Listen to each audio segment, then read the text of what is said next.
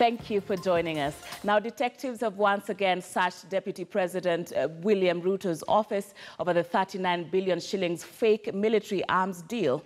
Staff who were present when Echesa allegedly brokered the fake deal at the DP's office were identified by complainants in the case. Investigators also visited the Ministry of Defense, which has distanced itself from any involvement in the saga.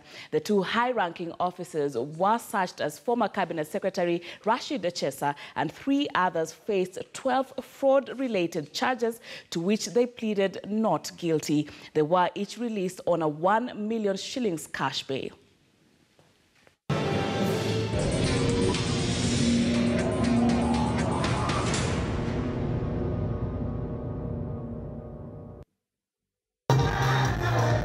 A day after Deputy President William Ruto admitted through Twitter that former Cabinet Secretary Rashid Echesa held a meeting in his office for 23 minutes, detectives were back at Harambee House Annex, the second time in 3 days that investigators were at the DP's office in search of clues in the 39 billion shillings fake military arms deal. Detectives retrieved CCTV footage of the meeting that Echesa is said to have held at the office to broker the fake deal. Complainants in the saga, directors of Eco Advanced Technologies Company, the company which was to supply the military equipment, accompanied investigators to Harambee House, where they identified individuals they met during the meeting with Echesa. Investigators and complainants also visited the Ministry of Defense headquarters at Ulinzi House. In a statement, the ministry says, during the visit, it was established that the complainants never interacted with any official mandated to represent the Ministry of Defense.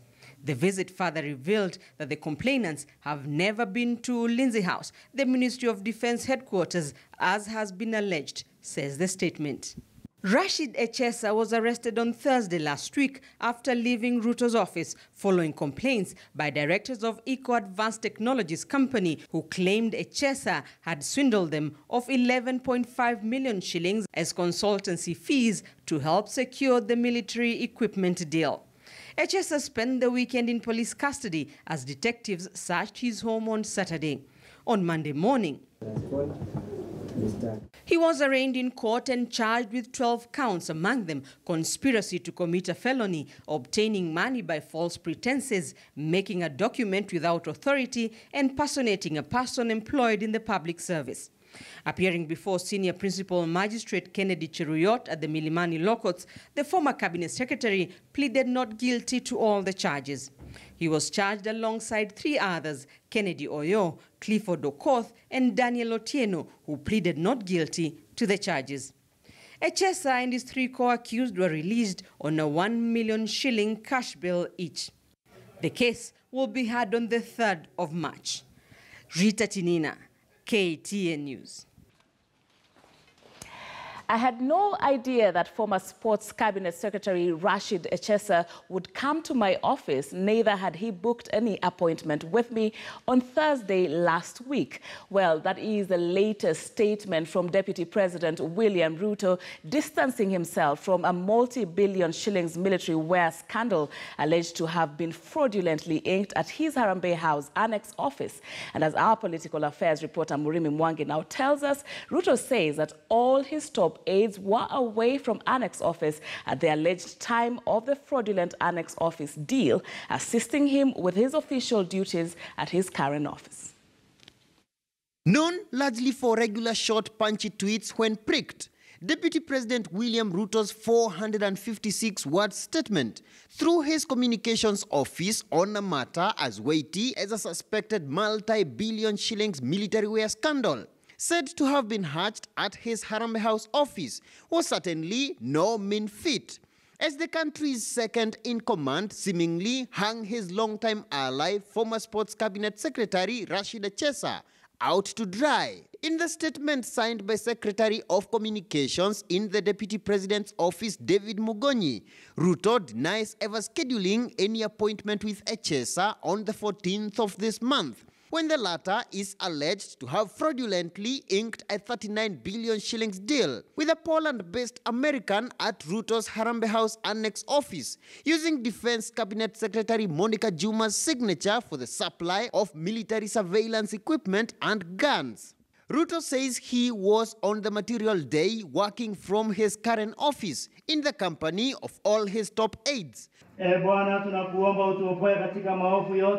Before leaving for this funeral service in Kandara, where he was in the company of, among other leaders, Senate Majority Leader Kipchumba Murkomen and legislators Kimani Ichung'wah, Moses Kuria, Alice Wahome, Aaron Cheruiyot, among others. Yet key officials in Ruto's Harambee House Annex office are said to be persons of interest in the multi-billion shillings probe and on the radar of investigative and intelligence networks. Among these, his personal assistant Farouk Kibet, Chief of Staff Ken Osinde, and Private Secretary Ruben Maiyo.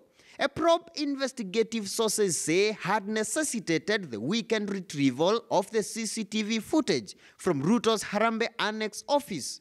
And although Ruto admits Echesa's presence at his Annex office on the material day, the DP claims that Farouk, Osinde, and Maiyo were at the time in his current office, adding that a 23-minute review of the CCTV footage between 9:39 and 10:02 a.m. as per the recording reveals that Echesa in the company of two men were only ushered in the public waiting room, as is the standard procedure when they arrived at the Annex office, claiming to have an appointment, and that Echesa did not access any other office other than that room and left when they were informed that Ruto had no such appointment.